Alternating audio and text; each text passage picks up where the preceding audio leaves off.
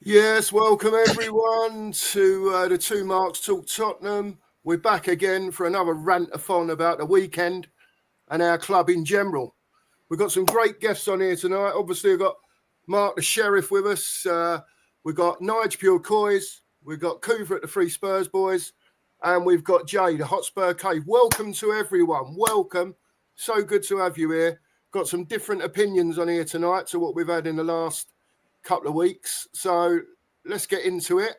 And who shall I start with first? Nige, I'll start with you first, mate. Just your general about what happened at the weekend against Everton and where we're going, mate. Where are we going as a football club? Not surprised at all by Sunday's result. I know a lot of people are really surprised that Everton scored three in the first half. I wasn't surprised at all. We are an absolute shambles at the moment. Where we're going, I don't know. It's difficult to see where our next win's coming from. I think we should beat Leicester, but I'm sure we'll get into it. Yeah, it's difficult at the moment. Difficult times as a Spurs fan. Absolutely. Coover, your thoughts at the moment? Same as always, isn't it? We've been here before. We'll be here again. It's just, I'm going to coin the phrase, not coin the phrase, but use Ben Kaufman's favourite phrase. It's unacceptable. That's all there is to it. Yeah, absolutely. Jay, nice for you to be on. First time. Lovely to meet you, mate. Give us your opinions, mate, on what you see at the weekend, fella. Well, first of all, thank you for having me, boys. I'm looking forward to this. I'm looking forward to a good Tottenham talk. And to be honest, I'm gonna quote our manager. I'm gonna quote our manager when he said, it's who we are, mate. I'm starting to believe him now that this is who we are, mate. Like I'm honestly starting to believe it. But that performance on the weekend, I mean, I can't even really say I'm surprised anymore. To be honest, I'm just going with emotions, man. But yeah, disappointed not to get a result and to slide a bit further down the table. Mark, your thoughts quickly? Well, it is what it is, mate. And it's the same old nonsense now. And I don't go into any game now looking forward to it. It almost I mean, you just expect a loss. It doesn't matter. Doesn't matter who we play. You're just expecting to lose. And that's it. It's not. I'm not even sure when they're playing again next. It must be Thursday. But if I got to do something, I won't watch it. That's how bad it's got now. You have to watch it now, mate. We're running a YouTube channel. You know what I mean? Well, yeah, I'm going to be forced to, aren't I? It almost feels like punishment, though, watching it.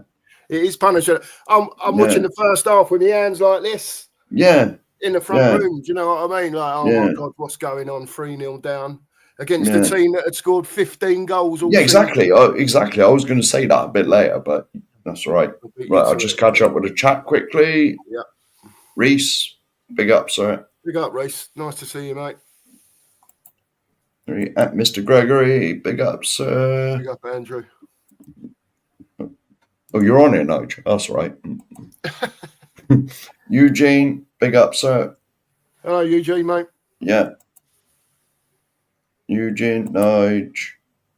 Eugene again. Nige, any thoughts on Madison? I'm sure we'll cover that in a minute. Yep. And the Koffmeister, the mod father. Big up, Ben. Yeah. Good evening, sir. Right, so, where do we start then? Well, let's start on. It's difficult, isn't it? Let's start on what you think about the tactics that are being employed by this manager. I know we've been over it a few times. Exactly. So can anyone see anything that he's trying to do? Because obviously when we've had teams pushing onto us, like the City game, the space opens up. We're counter-attacking then. So that seems to suit us a lot better. But can anyone see anything that this manager can change, adapt to? Has he got it in there to do it? Or is he just, it's my way and it's the highway, whether you like it or not? Anyone can go. Anyone can go. I'll be honest, boys, right? I said this for quite a while. I think I noticed it January. No, when was it? It was It was actually March on my birthday last season when we beat Villa 4-0 at Villa Park. Right? I noticed it. We have brought players in for a transitional style of play, right? Players like Johnson, they like to run off the shoulder. Defenders like Dragusin, for example, who come in and they're used to playing in a back three where you've got two centre backs to cover up their deficiencies. I think we've poorly profiled the signings that we've brought into the club, and we're starting to see it now. Like I'll give you an example. I know he's injured. I don't want to pick on players when they're injured, but Brennan Johnson, he won't go down the outside, and the reason he won't take his fullback on is because he isn't a touchline winger. He's an inside forward that likes to run off the man, a bit like what Son used to do when we had Kane. He likes to run off the striker. You know what I mean? He likes to make those late runs into the box.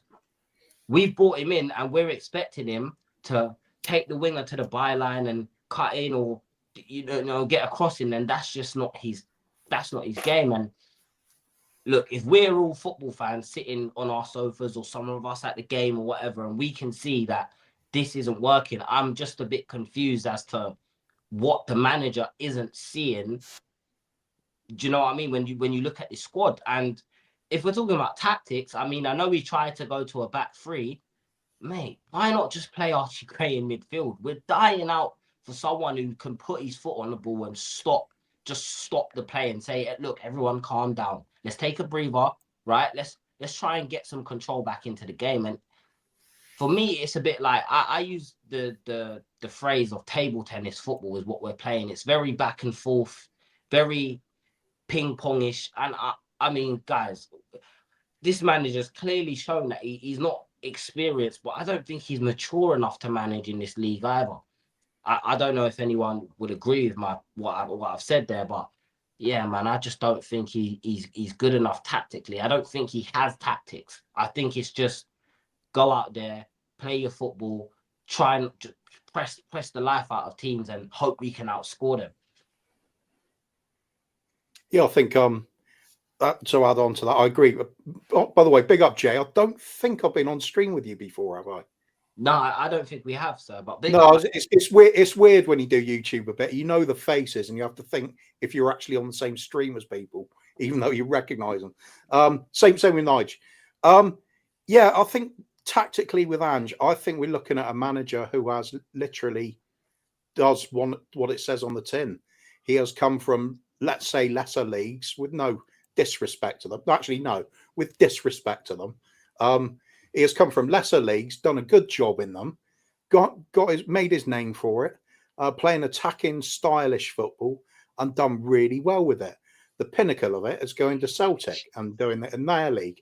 That was the greatest league he'd been in so far. Now, this is a man who's been promoted to a league that is too much for him, as happens in business as well. You always get promoted to a level where you're incompetent.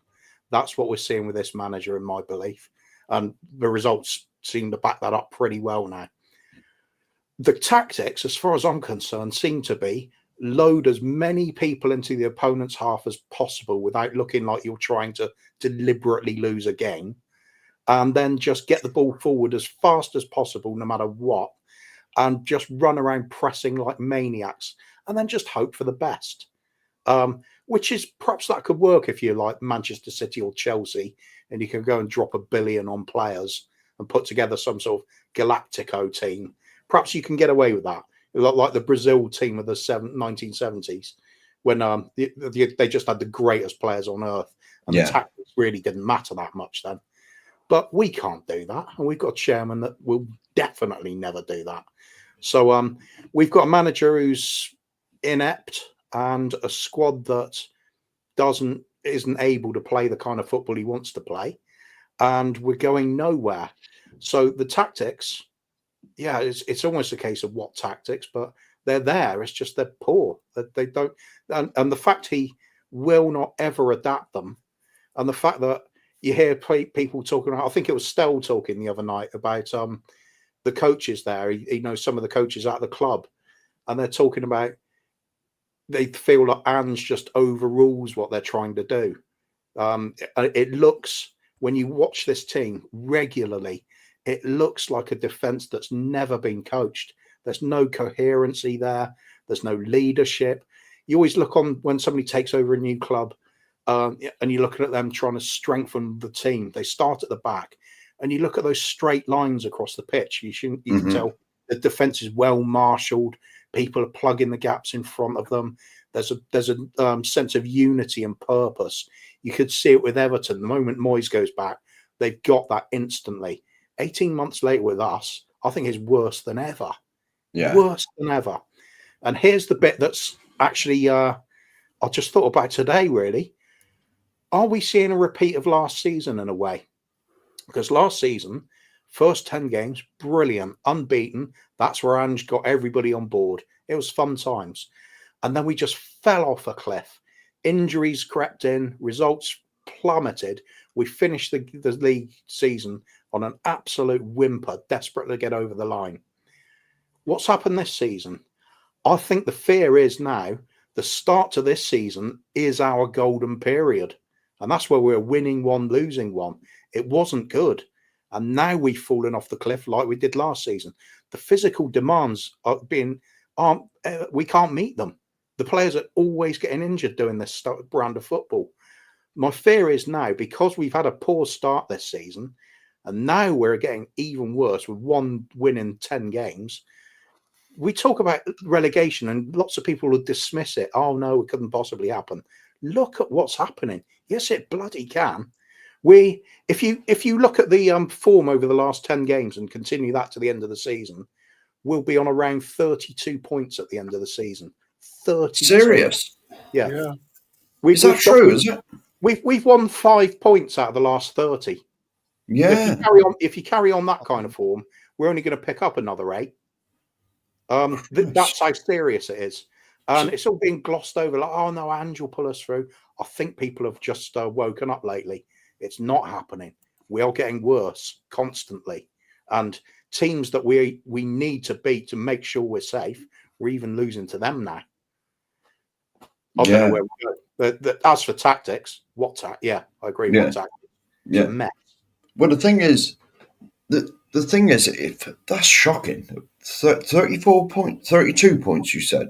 If the last 10 games is an indicator of our Bloody hell. Well, that's going down stuff, isn't it? Well, that's going down stuff. Sorry, Mark.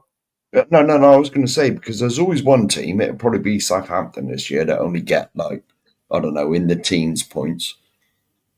And then the 2 above them, or the 3 or 4 above them, they're all sort of scrappy, aren't they? It's not 40 points you need to stay up now. It's normally about, 37, 38, less, 36. Yeah. So Depends on the 32 could well take us in the chat. Jesus Christ. Yeah. No, but that's... What was it? I see something today about in the last 50 games, he's lost half of them. No, more than that, isn't it? Is it more than that? I'm not sure. No. Like Since the Chelsea game, it's been like 20... Is it 25 losses and 18 wins or something like that? Yeah. It's craziness. Anyway. It's not good. It's not good. Any other manager would have been sacked. Oh, a long time ago. Any other manager would have been sacked. And it's crazy. It's like the club are doubling down. And it's like, no, we're not going to sack him no matter what. And we could be in serious danger.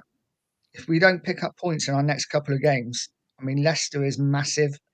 I just think Ange has been found out. I think he was found out after the 10th game last season, and nothing improved at all. The one thing that really confuses me is that every job Ange goes to, he always brings in new coaching staff, which I find really weird because he's got such a unique way of playing. You would think he would have a staff that understand exactly how he plays. They can get it into the players quicker. But it's almost like he starts again with every team, which I find... It's a mix and match, isn't it? It's sort of a mix and match wherever he goes. I don't want to cut in, but I've got the record up here since the Chelsea game. So 49 games, 19 wins, 17 draws, 23 defeats, goals scored 95, goals conceded 84. Since Chelsea last season, boys. It's lovely if you're a neutral, isn't it? Yeah. Well, to be honest, even the commentators now, Don't matter what channel you watch us, TNT, Sky, Prime, whatever we are, even the commentators are ridiculing us now. They're sort of making jokes about us. You know, I mean, the way we play, like when Kinski done that little flick back heel thing against Arsenal, he said, "Well, what do you expect? It's the Tottenham way under Ange." You know, they're sort of ridiculing us and they're making jokes out of us. You know, without saying that we're rubbish, the commentators are basically saying, "Look, this Ange is, you don't know what he's doing." You know, but they can't obviously say that live on the TV. But it's becoming laughable now. It's like I said, I think we're playing Thursday night, and I'm not bothered if I watch it. You're exactly right, mate. And when we play at home, you notice the commentators call White Hart Lane the fun factory now. Yeah, Which is an embarrassment. yeah. It is an embarrassment. So the next question I want to ask is, lads, is if he does get the sack, in the next couple of weeks, results don't go our way, do we need a manager that changes the tactics with this, or changes the system with the players we've got to get the best out of them for the rest of the season at least, just to get us to climb that table and hopefully maybe win us something? I don't know, but I think we're miles off of that, to be honest with you. But just your thoughts on that. And again, anyone who wants to go, by all means, crack on.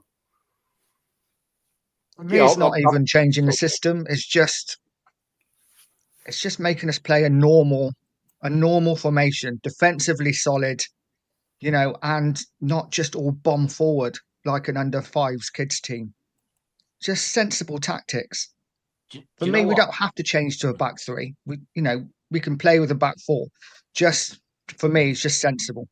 I think the system does need to change, in my personal opinion, because it's all good, you know, saying play like a normal back four and whatnot, and have the fullbacks playing. But unfortunately, that is part of the system that we play.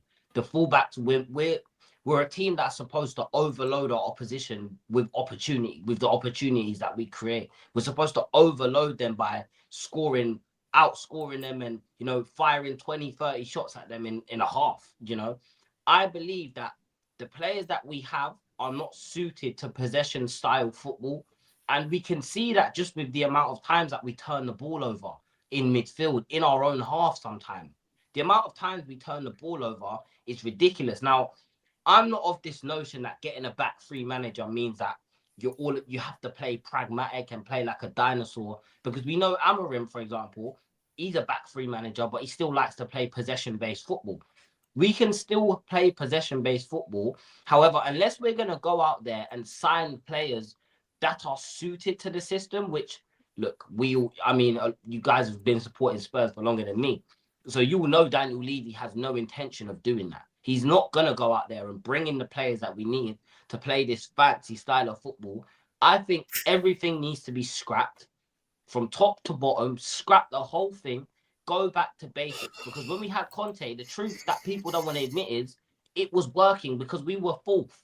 The problem was Conte wasn't given the players that he wanted, because he was calling for 65, 70 million on 35-year-old players, which, again, Levy's never going to do. And the fans, unfortunately, aren't going to be able to get behind that, because we want to see the next up and coming promising talent at the football club. Do you know what I'm saying? So, look, in my personal opinion, I didn't even have a problem with the back three. It was just we all knew Conte liked to defend the 1-0 loss and make the 2-0 loss look pretty, make it look pretty and whatnot. I'm of a notion that a back three would benefit us. I think we did kind of get exposed because, again, if you've been playing 18 months a certain way, and then all of a sudden now, as soon as the pressure's on, you've been asked to play a different style, the players are, of course, they're not going to thrive under that, because they know they're under pressure. They know the manager's under pressure. Do you know what I'm saying? So, again, I don't know if anyone will agree with me, but I'm just of the belief that a back three might be what's best for us, because we don't even have defenders that are of the quality to play this high line. There was a point in the Newcastle game, and I don't mean to go on, boys, but all right, you say what you want, mate. Go on. Archie Gray was the only centre back on the halfway line. That is that is down to the system that we're playing. And players like Maddison can't thrive in the system that we're playing in because we're overloading the midfield. Solanke wants to drop short to get the ball. The wide players are coming inside to try and whip crosses in and try and get shots off. Then you've got, Bissouma wants to get forward as well. Both the fullbacks, and then you've just got a complete cluster of players like Maddison who need time to get their head up to analyze what's going on in front of them so they can thread those needles. They can't thrive at our football club. So yeah, that's just my opinion on it. I'll leave the floor to you boys. That's fair enough. Yeah, I think we seem to be striving to create chances by getting it to the wingers and then cutting the ball back. Yet we don't pack the box with players when we do it, and we're bad at doing it anyway. We've got an actual setup now. We've joked about this, lots of us, for quite a while now. We actually have a squad now that's well suited to what Conte wanted to do. Yeah. We could play 3 big centre backs. We could then, it doesn't matter then if Porro and Udogie aren't good at defending. All they'd have to do is bomb forward as proper overlapping wing backs. It'll be fine that a couple of sensible players in front of the back 3. You've got your 5 men at the back there covering you. You can be a little bit cavalier with your forward play then. But of course, we've brought in the players too late for that manager, and ones that don't seem to be very good for this manager. If we're going to be possession based, I don't think I want to see Brennan Johnson in the team. He's, for him, and Timo Werner as well. Even if you give a huge slice of credit to Timo Werner that isn't due and say he could be good if he was put free as a marauding speedster to get beyond the defense, he can do that. He's capable of the running part. If you had him and Johnson both doing that, it pays to sit back. He'd play the team deeper, break, would go on the counter. Forest aren't scared of doing that both home and away. We've got a team that's set up, that could be easily set up to do that, be much more effective, and we choose not to. No matter what, we just don't do it. The only time it seems to happen is when we're forced on the back foot, when we're playing somebody like a Man City, who their need to have possession in our half actually played into our hands because we wouldn't have been able to do it to them. So I just think horses for courses. If we're going to talk about changing things, then the first one that has to go is the manager for me, and that is bringing somebody, a good manager that understands the basics of the game and has the ability to just let the coaches do their job rather than overrule them and say completely do away with the tactics and don't take any advice, because it reeks of that at the moment. It reeks of Ange, the overpowering force in everything going on the pitch, and it's not working, and nobody can do anything about it other than him. We're so utterly broken, and people say about, oh, it'll be okay when we have these injured players back. We were losing games when they're in the team. We lost a full strength team to who was it? Crystal Palace hadn't won until they played us. Ipswich hadn't won until they played us. We had full strength teams out then. First game of the season, Leicester. Yeah, we looked great for 60 minutes, then tire out, and they were absolutely pelting us. Could easily have lost that. And it's just the same thing over and over again. Inflexible tactics, if you can even call them tactics. I think it's just like a loose formation, and then get it forward, lads. That's it. Don't worry about anything else. There's no organisation anywhere through it. There's no captaincy, no leadership on the pitch, on the bench, in the dugout, and none in the boardroom or the chairman's office. There's nothing at this club. It's embarrassing. Yeah. Now, I said this yesterday. Watching us play football reminds me of how we all used to play football in the playground. Just chase the ball about. Yeah. There's no shape in the team. No one's worried about defending. It's almost like rush goalies and next goal wins. There's no, I know I keep going back a little bit. When Poch was here, yes, we had that same attacking stuff. We did. We really did the same intent on attacking. But when Rose and Walker used to go up the line and get the ball in or do what they did up the field, you have Wanyama and Dembele Hello, yeah. ready to settle in and shore up the back. With Ange, it's like how many? Well, even one of the goals yesterday, just one ball down the middle, and they were in. Yeah. And they were in. You know, it's nonsense. Like it is absolute nonsense. I mean, yes, his tactics worked at Celtic, but let's face it, Celtic spent, I believe, 60% of the money in Scotland, of the whole of Scotland. 60% is spent by Celtic. You know, so Rangers and how many other teams are up there? Dunfermline's and whatever. Sorry, Right. Rangers, sometimes Yeah, Aberdeen. Rangers, Aberdeen, Dunfermline, all the rest of the teams throughout all the leagues, their combined spend is only 40%. Celtic spends 60%. So if you've got the best team in the league and the best players, then you can afford to play that kamikaze style football because you know you're not going to lose. But it's like the prime Tottenham team being in the Championship. Of course we're going to win it. You know what we should do? Knowing us, we wouldn't. But like, We won't. Yeah. no, definitely not. But you know what I mean? That's the comparison. You know, Celtic are that strong in the Scottish League. Of course they're going to win it. But that's it. The other teams don't have Yeah. the quality either, do they? No, exactly. Celtic spends 60% of the money in Scotland. And they were They can still afford to- riddled with injuries. That's the thing Yeah, that no one talks yeah. about. They were still riddled with muscle injuries. So, Yeah. but apparently the injuries aren't down to Ange. You know, there's been games where we could have rotated Porro, we could have rotated the doggy, we've even could have rotated Van de Ven and Romero and given them a rest. But he has refused to rotate these players, and maybe that's, you know, some people say that's a sign of the manager. You know, he's trying to give a sign to the board that, look, I need players. Listen, I'm not telling him to come out and do what Conte said at the end of his tenure, right? And throw the whole club under the bus. But stop sitting in press conferences with your head down saying, I've got to accept responsibility, because Daniel Levy's he's clapping his hands. Thank you, mate. Thank you, mate. You're taking all the heat off my shoulders. Thank you. And I saw some quotes that come out saying Ange really wants to stay at Tottenham. He really doesn't want to leave the club. If you don't want to leave the club, come out in a press conference and say, you know what? The board aren't working hard enough to bring me players. Instead of saying they're working hard enough and we are doing the work behind the scenes, the reality is we're not, because we're 21 days into a window and the squad is dying for players and he hasn't brought no one in. So, I mean, look, this manager, he's clearly way out of his depth. The only reason we finished 5th last season was because everyone else was poor and because we picked up 28 points in our first 10 games. That is big. You need 40 points to stay in this league. 40 points to stay in this league. And since that Chelsea game to the end of the season, I think we were 15th or 16th in the form table. Yep. So the problem is a lot deeper than injuries. But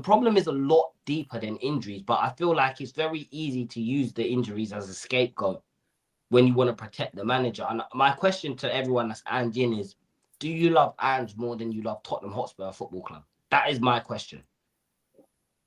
I think Tottenham have been your way after he's gone, wouldn't they? A lot of people do. Well, nowadays you do get fans of managers, don't you, that could follow him club to club. I've never known that to be true until I saw what was happening with Mourinho. Yeah. But like, I honestly don't know what to say anymore. Like Ange is clearly out of his depth because, to be honest, the Wolves manager, when Wolves beat us, was it 2-1 last year? He was on national television. I think it was Sky. And he told exactly, you just got to sit back, soak it up, and hit him on the break. That's basically what he said. He probably went a few more words than that. But that's basically what he said. And then, he basically told the whole world, not that any other Premiership manager couldn't work that out for themselves, but he announced it on Sky, I think it was. And I'm sorry, but Ange is out of his depth. He hasn't got a clue. The injuries basically are all down to him because, let's face it, we've had Reguilon, hardly gets a game. We've had Jed Spence, hardly gets a game. Now we're playing twice a week now. Where's the rotation in that? When Porro and Udogie was both fit, he played them every game, and he only brought these players in when he had no choice. When he had no choice, is that any way to manage a squad when you know you got 38, the Europe 46? Well, we're going to get at least 50 something games this year. Depending on the cups how far we go. Yeah, if you're successful, you're banging on 60 games, aren't you? Yeah, of course you are. And you look at Reguilon, he had a squad number all season. Spence, he's had a squad number all season. All right, he was left out of the Europe thing, but surely, give Jed Spence a go. He's been everywhere apart from his position at right back. Porro, our team are literally running to the ground. Porro looks dead. Kulu's looking tired. And the rest of them are bloody injured. Because he won't swap anybody about. We wanted a striker. Where was who's the striker we got? The young one? Dorrington? No, he's the centre half. No, he's the centre back. Lancashire. That's the one. Where's he been? Don't even get a sniff. And this is meant, allegedly, Project Youth. Let's face it, he's only brought in Bergvall and Archie Gray because he's had to. If we never had these injuries, none of them would have got a game. Especially when we're paying big money for the likes of Archie Gray. Exactly. And the only reason he's getting game time is injuries. Yeah. That's what are we doing then? What's the plan? What's the overall plan? And certainly isn't going to get in ready-made, top-of-the-range players. No manager will get that at this club, not with Levy in charge. So do we get like the next, the most promising players in the division to come and bolster our ranks? No, we get sort of dubiously, they might be a good player. And we pay over the odds for journeyman players that have been around in the Premiership, but haven't really done an awful lot. And that seems to be what we're all about. And then we get talk of, it's Project Youth. What Project Youth? What do our academy players ever do? When's the last one that's made it as a player for us, other than Harry Kane? Yeah. You the likes of Skip and Winks seem to be our standard, enough to shovel them out to another team, and they do something, don't know what, but make 10 mil. Yeah, they look like sort of championship level at best. Dane Scarlett. Oh, he's come back off loan. Well, that's going to save us, isn't he? What's he ever done at this club? He's come off the bench, scored once in about 20 sub appearances, something like that. That's not going to save us. It's not. Yeah. I'm not picking on him in particular, but the point is we're being managed in a way and run in a way that he's now expected to come back and offer something.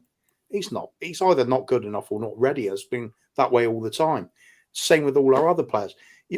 No matter how well we did in that the youth league last season, when Dorrington, the likes of Dorrington, was shining, absolutely shining, and then what happens this season? Not a sniff. And then Phillips out on loan as well, isn't it? He could have slotted straight in. And then the players we do get into play, Dragashin in particular, I feel so sorry for him. He's used to playing in a proper defensive unit, and he's got nothing around him. Nothing. He's got one other. I won't.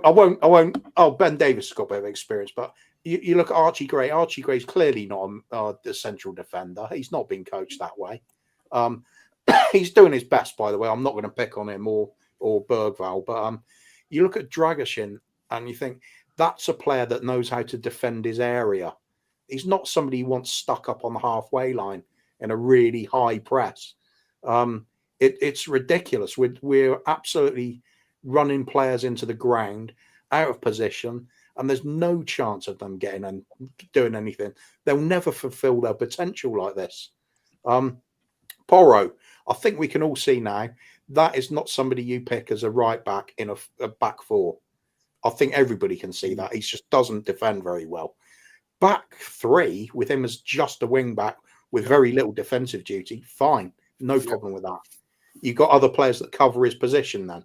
The defensive midfielder comes across. One of the central defenders comes across. There's cover. In this system, nothing. It's just good luck with that.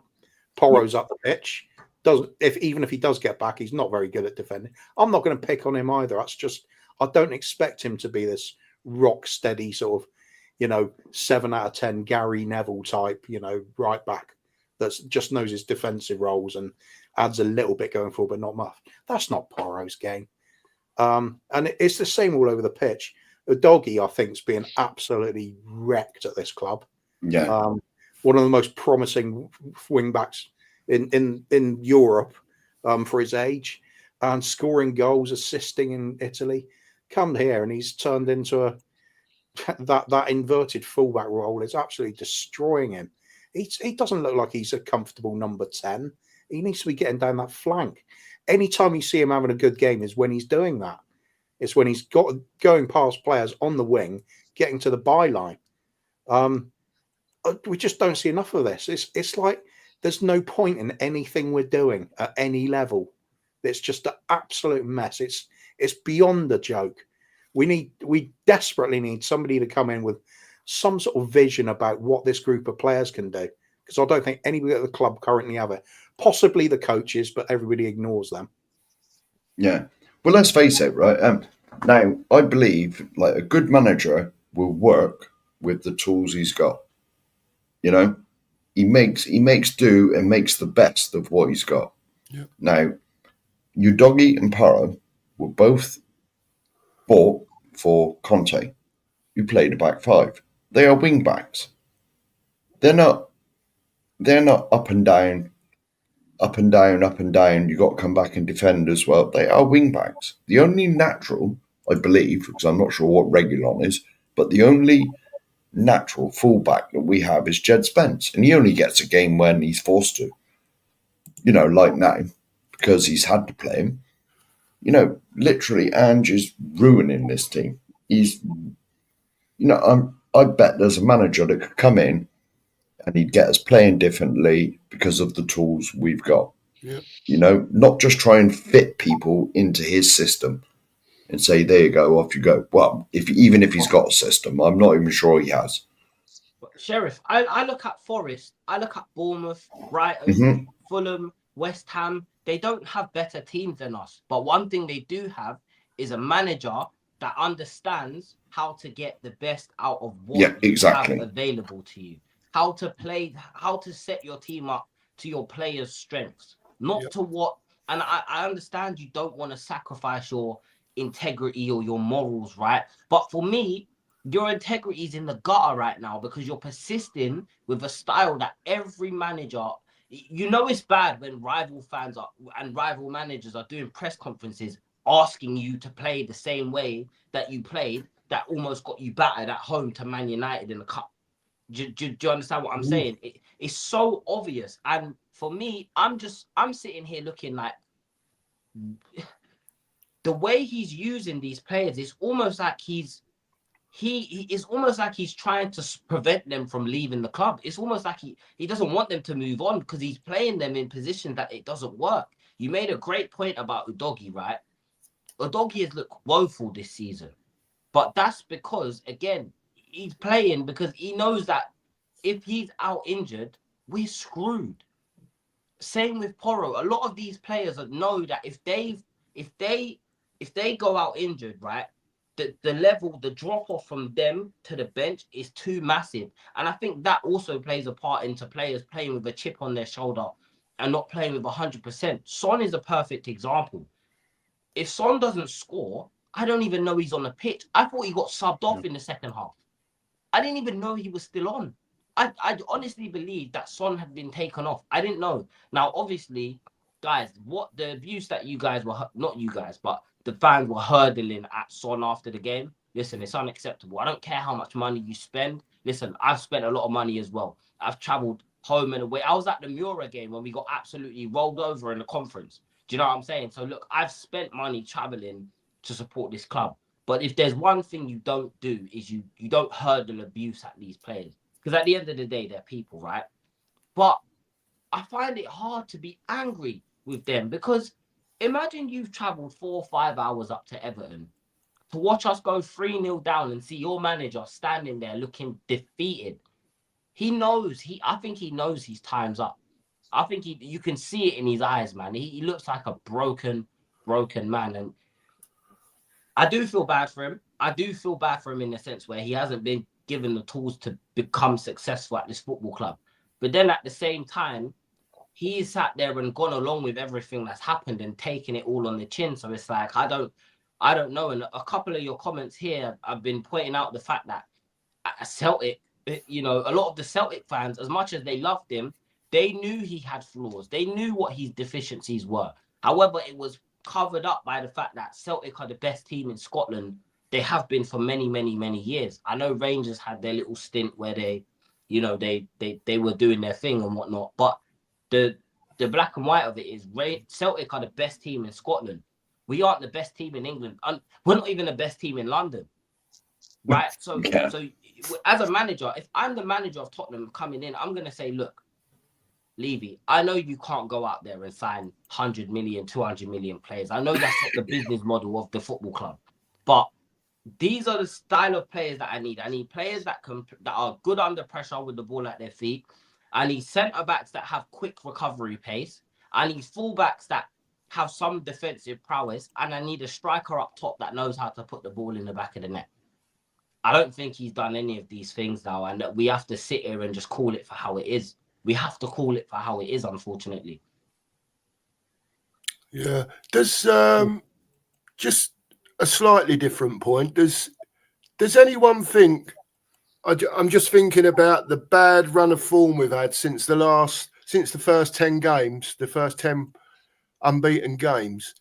Does anyone think that the mentality from up top, when you're in a slump, can drag you down even more? You know, like what Levy's thinking upstairs, he's all about money, money, money, money. We all know that. And not so much for winning the Carling Cup or whatever, unless it's making him whatever. But does the mentality from the top sink down into the management and the players? Does anyone think that even though his tactics are crap, we know that, but when you're on a low, does that coming down from the top feel like that's affecting? Changed. I think football's changed too much. Again, I don't know if anyone agrees with me. Feel free to disagree, but I think fans have so much power now that before it used to trickle down from the owners right the way down to the fans. But I think now everything's completely flipped on its head, and now the football fans have more power than, will arguably have more power than the owners.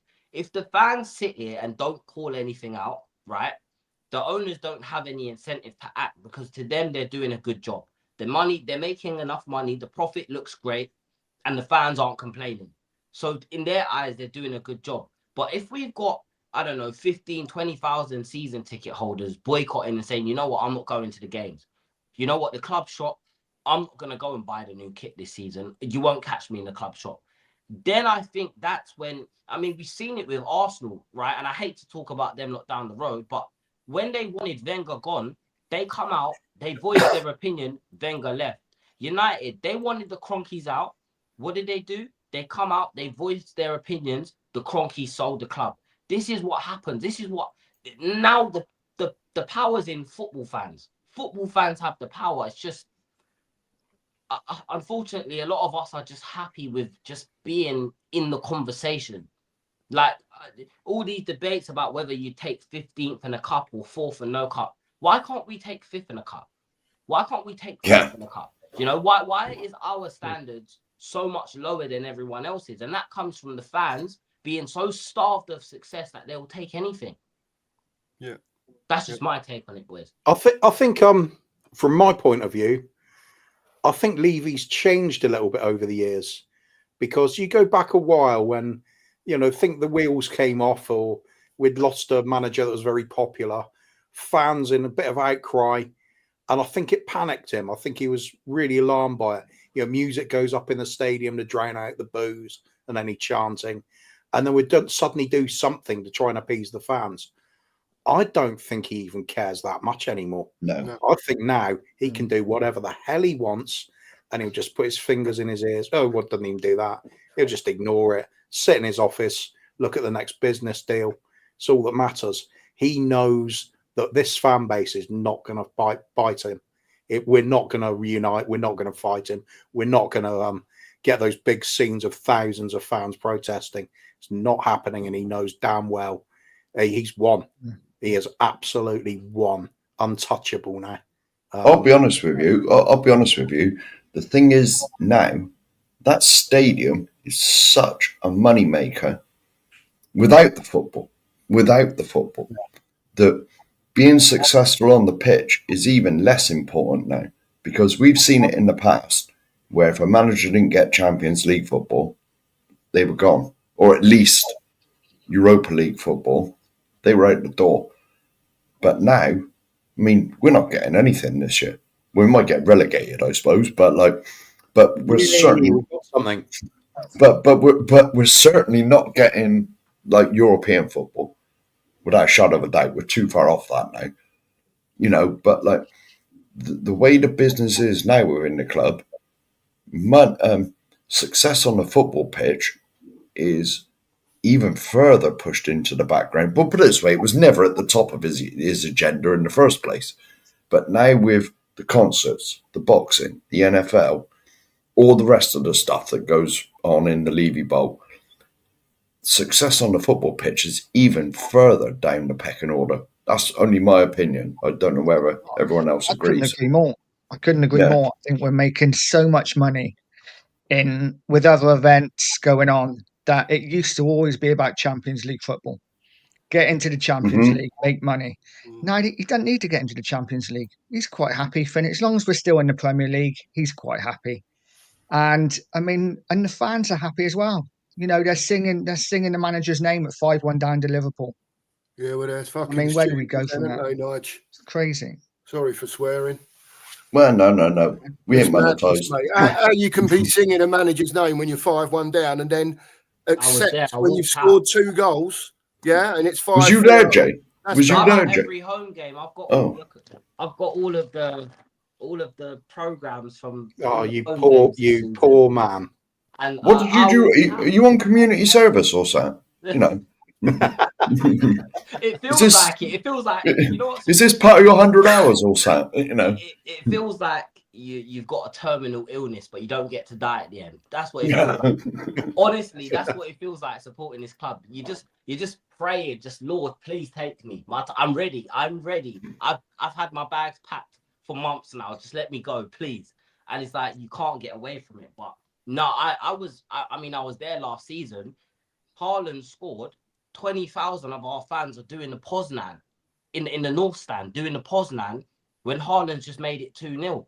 This is the standard. Our fans are more concerned about what them lot down the road are doing than what's happening here.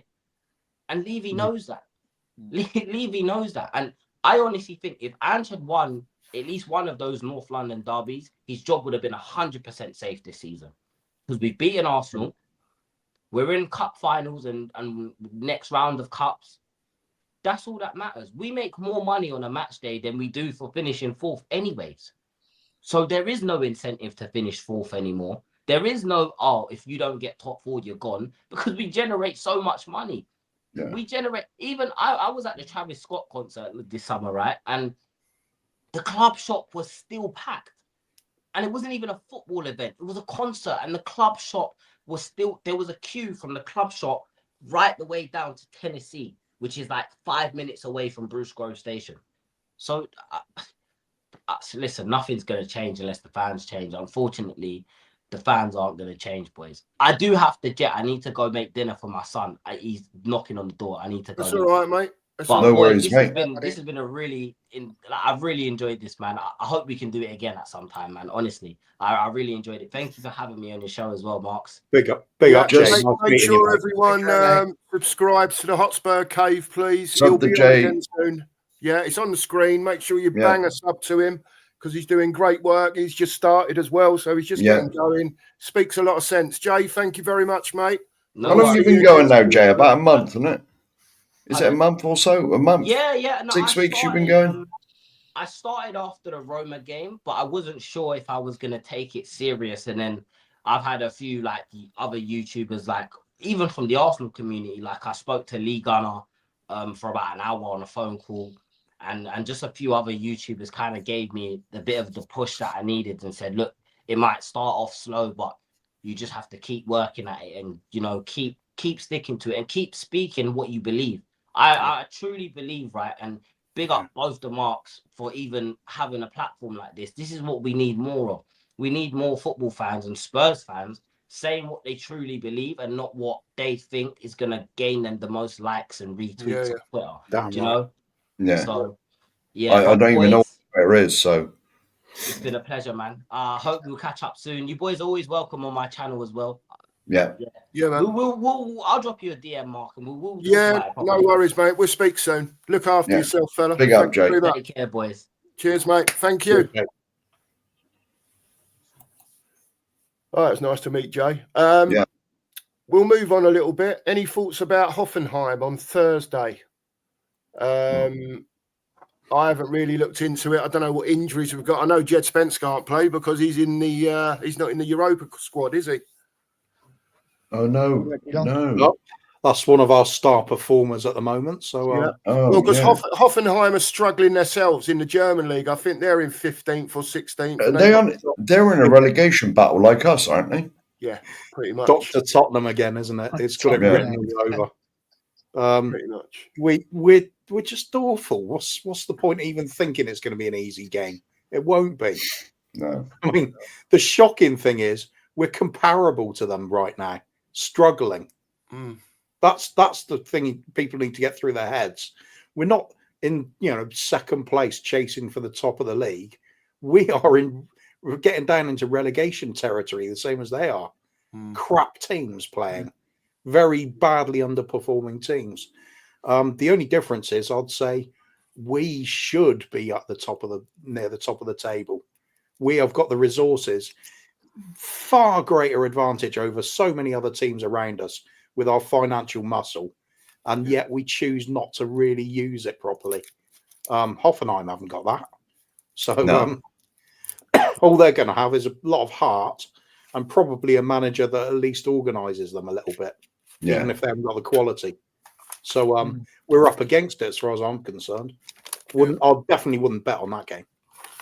No. Do you know me and Mark were speaking the weekend, and we was on about the Everton game and that. And I said, look, you know, guaranteed with David Moyes going back to Everton, you know that they're going to be set up properly, hard to beat, solid at the back. And I said, personally, I can't see us breaking them down. You know, I said, because that is what people like, managers like Moyes, they're not worried about maybe scoring so much, but they make sure they don't lose, or try to make sure they don't lose. They're solid. They're really solid at the back, even if they got to play 5. You look at Nuno when we played Forest.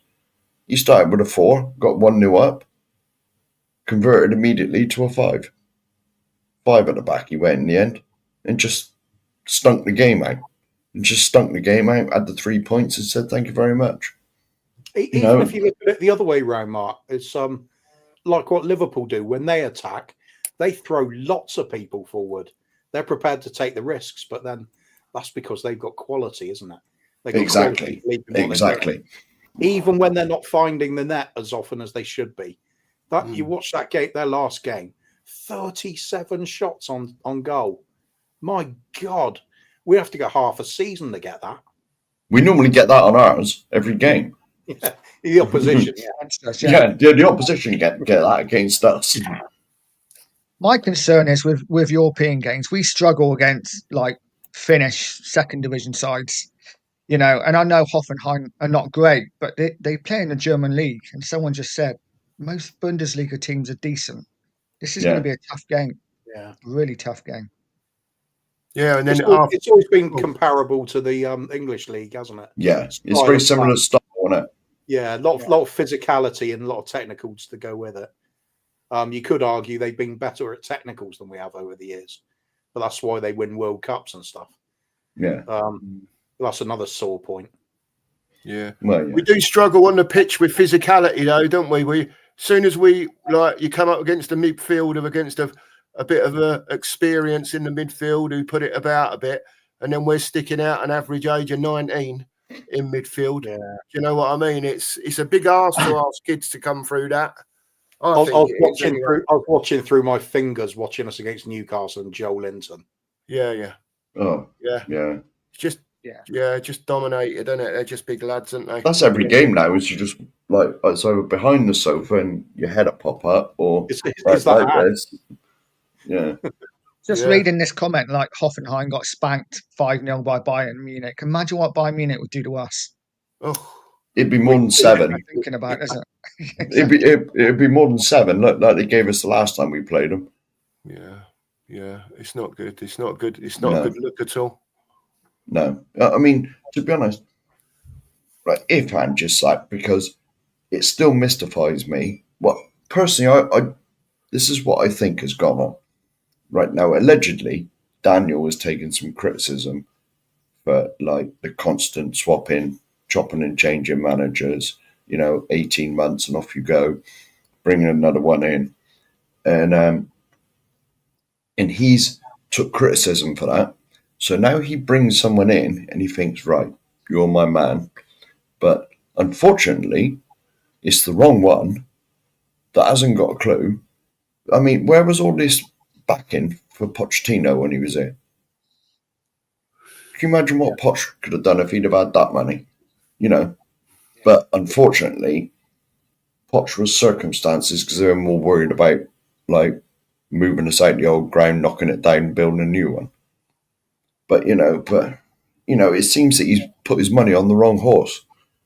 To me, this is only what I've heard. That he's Kate from Perfect Match posted an old Facebook post of hers from back during the Poch era, talking about don't sack Poch because it's not going to get us anywhere.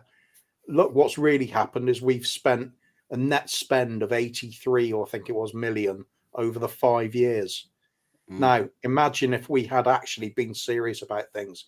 I remember saying to my Facebook page at the time, like some of the people there, like other admins, imagine I wanted us to go for Sadio Mane. We're having a discussion about who do we need to kick on. I said, get him, we're winning the league. Liverpool, he went to Liverpool in the end. Okay, but we had that link with Pochettino and him. There was a tie there. But then later on you hear the real stumbling block is we wouldn't offer enough wages. Yeah. All right. What the hell? You're on the brink of winning the league. You've got a great team over 2 seasons. We had a fantastic team at its peak. And if you just had that extra bit of quality, we would have actually done something. When you look back at it and hear about how much we actually spent over that period, who's to blame there? I don't see how anybody can blame Pochettino for that. It's the same man always, isn't it? Is that the time when was that during the times where we had 518 days without signing anybody? Yeah. Or was that just before that? That was Pochettino. Oh, that would have Mane we lost out to just before that, but it's towards the end of what Pochettino was. Yeah, but the thing is, when you need fresh blood into a club, like everybody knows, any sports team dies without fresh blood. Yeah. Stop signing people. Yeah. Nobody can possibly excuse that. No. The thing is with the Pochettino time is we had that fantastic first 11 that I'm sure we can all remember.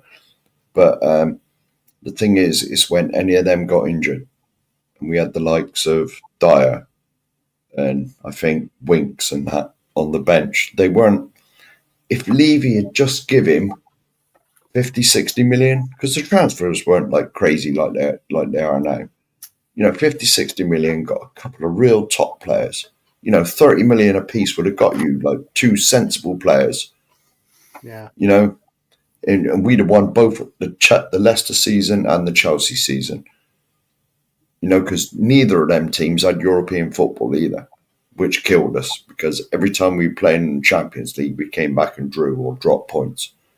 Leicester, in fact, makes another point about adaptability as a manager.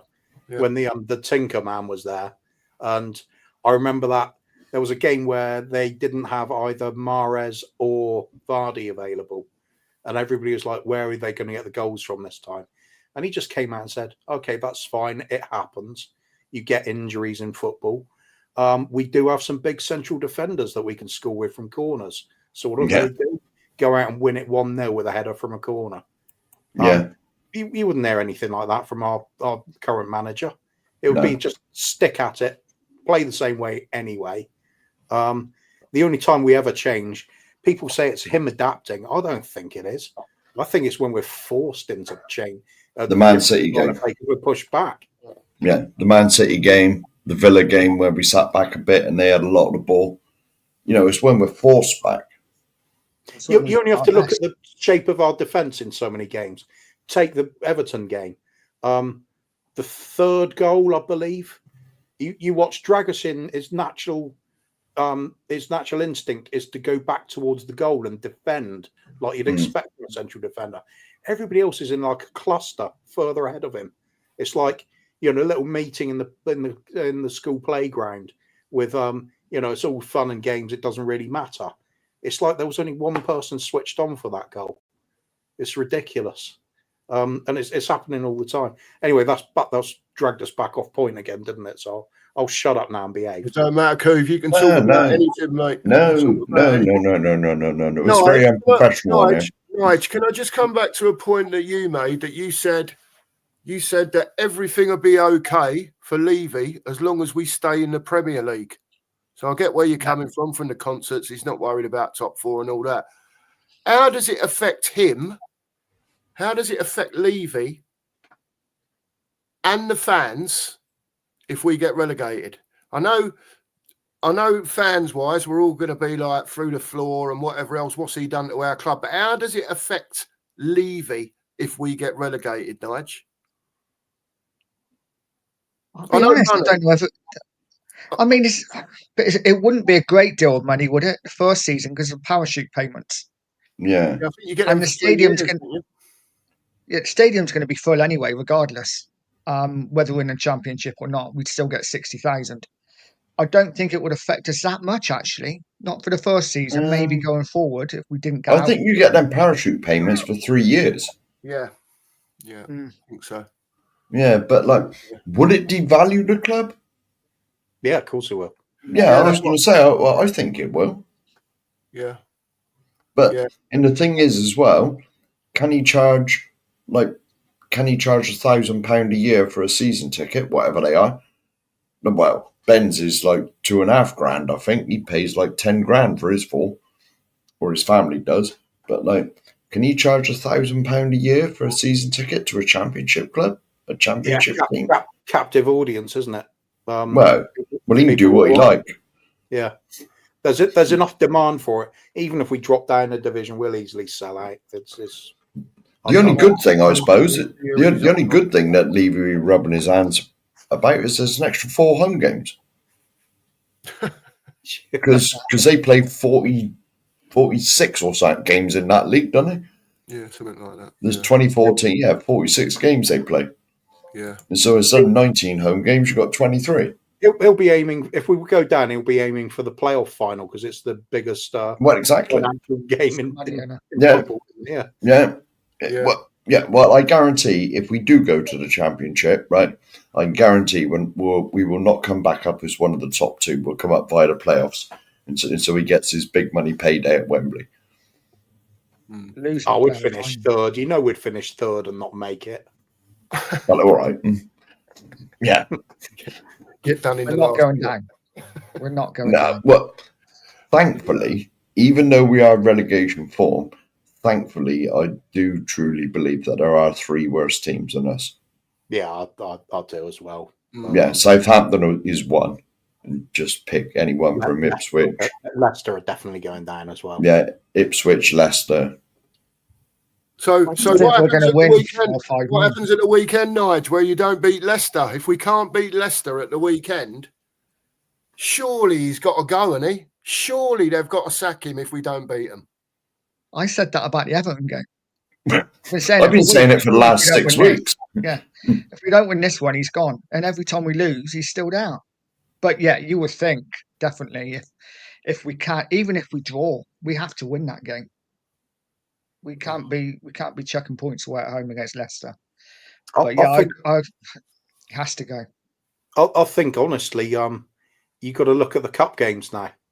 If we get knocked out of the FA Cup by Villa and Liverpool dump us out of the League Cup, then all we've got is a faltering European campaign, which there is no way we're going to win that. You look at the performance against Galatasaray, tells you we're way out of our depth in that. So we got nothing happening there, and then we're brushing with, courting relegation in the league. He definitely has to go then. If he doesn't, this is probably the most comical Spursy thing we'll ever do. We're so good at sacking managers at the drop of a hat, and when we actually need to sack a manager, we don't do it. It's just, you can't make it up. No, it's laughable, isn't it? Yeah. Yeah, it's madness, absolute madness. Personally, I can't see how he's still here. Not after, not after what's happened with, managers getting sacked at half time, this, that, the other over the years. I just can't see how he's still here, and I can't see how he wouldn't want to get someone in that, like Jay was saying earlier, that can play that can deal with tactics and formation changes and get the best out of players. Because obviously, whatever's going on now, and we can see it all with our own eyes, it don't work the majority of the time. It just doesn't work. So the only thing I can see is if they get someone else in that's got something up here where he can get the best out of what he's got, and whether that gets you to mid-table, whether it gets you a bit further in a cup, whether it's a set in stone for next season to try and get another manager in that can get us further up there. Because honestly, this geezer's taking us to the abyss. Yeah. That's the way I look at it. He's just taking us to the abyss. And I don't know what you lot think, but he absolutely does my head in, mate, with his standing there. Even to the point, Dragerson was on the floor for 8-9 minutes. Yeah. Now I was watching, right, because they kept panning the camera over to Postecoglou. No one was going to speak to him. No one was going over there to get any information from him. The only people they were speaking to was Mason, and is it Matt Wells, the other coach? Yeah. They were just talking to him. Postecoglou was not interested in talking to anyone. Nothing at all. And I watch other teams when there's a break, and they're straight over to the manager. Like anything, see if he's got anything to do, call him over. But our manager don't do that. And as far as I know, he doesn't even coach the players. At least when we had Poch might have delegated, but he also coached the players as well. This bloke don't seem to do anything on the training ground. He was probably busy online, wasn't he? He's doing a search on what to do when you got a crisis in football. Or he was on the Qantas site. Football Manager 25 site getting tips. Yeah. Qantas see when the next flight was. Mad. It's just but to be honest, there's been plenty of stories that at the training ground he's not even on the damn thing. He sits in an office and watches it on like CCTV. Yeah, I've seen 2 or 3 reports, Mark, that he very rarely goes out onto the training ground. He just delegates, telling his coaches what he wants them to do, which apparently is the same all week. He has them burning out all week in training. So when it comes to game day, and I've seen some shit performances over the past few weeks from Spurs players where I'm sitting there and I'm thinking, he's not putting it in and he's not doing it and he's not doing this and that. But in a way, I'm thinking, are they absolutely knackered? I don't know. It's you hear conflicting stories. I don't know what you chaps have heard, different things, but it's just what I'm seeing. That's all. I don't know. It just tends to train with the same intensity, doesn't he, as a game? Yeah. So literally, the players it's almost like they're playing a game every day. It's no surprise that the players are absolutely worn out. No. I think he's lost the dressing room. I think the only players that seem to be playing for him are the younger ones who have just got in the team. Yeah. I think give them another 6 months of him, they'd give up as well. I just think he's lost. I even think he's given up himself. The way he looks on the sideline, I think he's surprised that he's still got a job himself. Well, he won the lottery getting this job, didn't he? It's the biggest job he'll ever get in his life. No other team in the Premiership is going to be offering a job after this. No. Nobody will. So it's his last big payday. So he's probably just thinking it doesn't matter too much, does it? He's realised the gig's up. He can't do what he wants to do. So just wait until he gets sacked. Nice big payday. Thank you, Mr. Levy. Basically, a 3-year contract, get paid for doing half of it, and off you go with a big fat wallet again. Same as we do for every other manager. So gorgeous place to work. You don't have to complete your job or anything. You don't have to be competent. You just have to give a good little bit of speech and or have a good CV in previous years, and come here and put your feet up. When we're talking, the Cookmeister was talking about the ethos, the style that's coming from the very top end of the club, the culture that's being set by the chairman. I think it's quite clear to everybody. So many of us are talking about it. So many of us mention it. We've built this culture of things don't matter at this club. That if we lose, it doesn't matter. You see Harry Kane go, as soon as he leaves to Bayern, he says the same things that we already knew. We didn't like hearing it, but we knew it when he said, at Bayern, if you don't win, it's a crisis. At Spurs, it's like, it doesn't matter. We'll win another. There's always next year. Yeah, exactly. Yeah. And that is filtering down from the very top. It's why we're doomed to never win. We might fluke a trophy once every 20 years or something, just by getting a manager in that manages to get something together at the right time of the season to get us over the line. But nothing coherent, nothing consistent. We've got nothing being built ever, yet we're in a constant rebuild. It's not. It's like constant rebuild with Lego. It's just like throwing all the pieces over the floor and just thinking that's it. Maybe somebody can put them together. I don't know who. Not my business anymore. I've rebuilt for you. No, in my luck, I'd come down with no shoes on and step on it all. Yeah, jump out of the attic onto it with bare feet. Yeah, yeah. So, what hope is there? I don't feel like there's any hope at the moment. No, I feel nothing. There's nothing that encourages me about the future of this club right now. No, nothing. I'll be honest with you. It's any good, successful business, leadership starts at the top, right at the top, absolutely. From the main man, and it filters down. They set the vision of the club, don't they? Yes, of course they do. Of course they do. This is what he has built.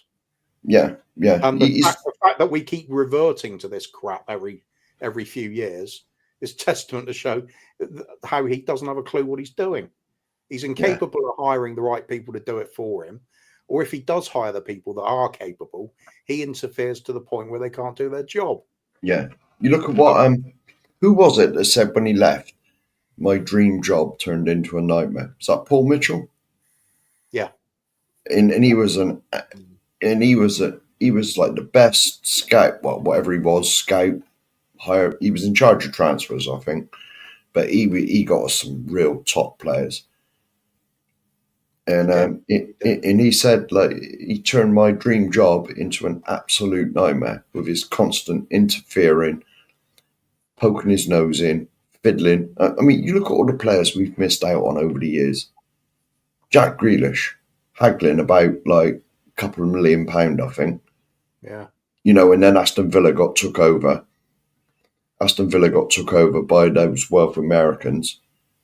And they said, no, he's not for sale anymore.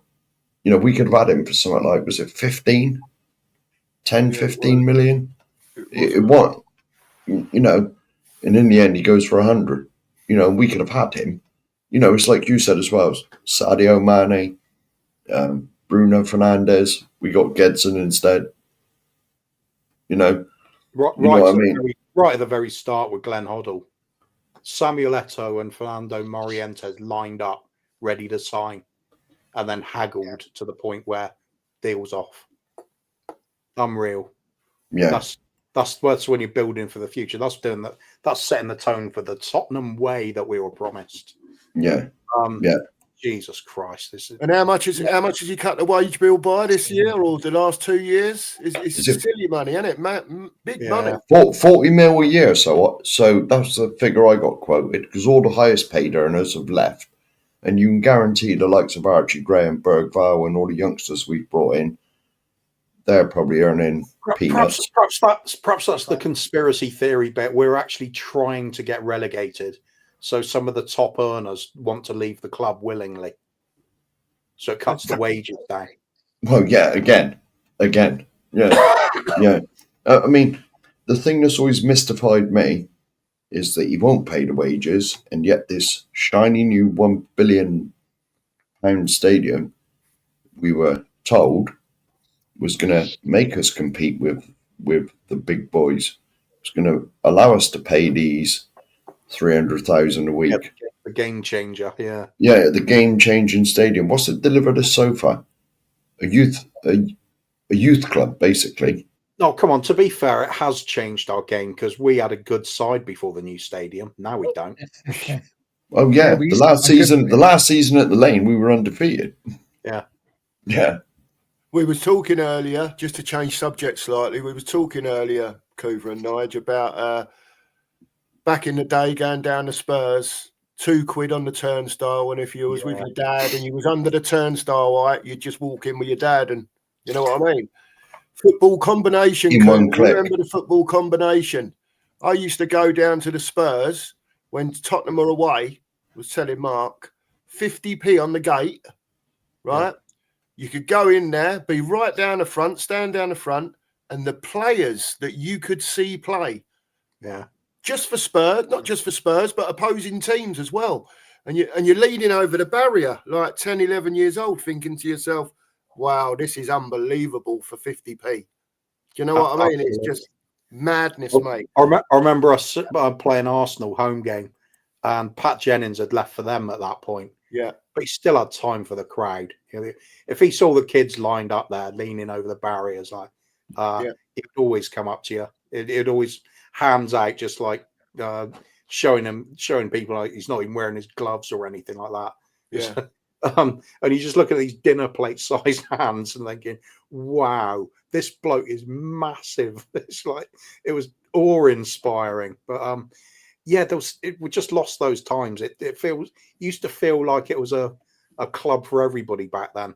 Now it doesn't. Now it feels like you've got to be loaded if you're going to be of any interest to our owners.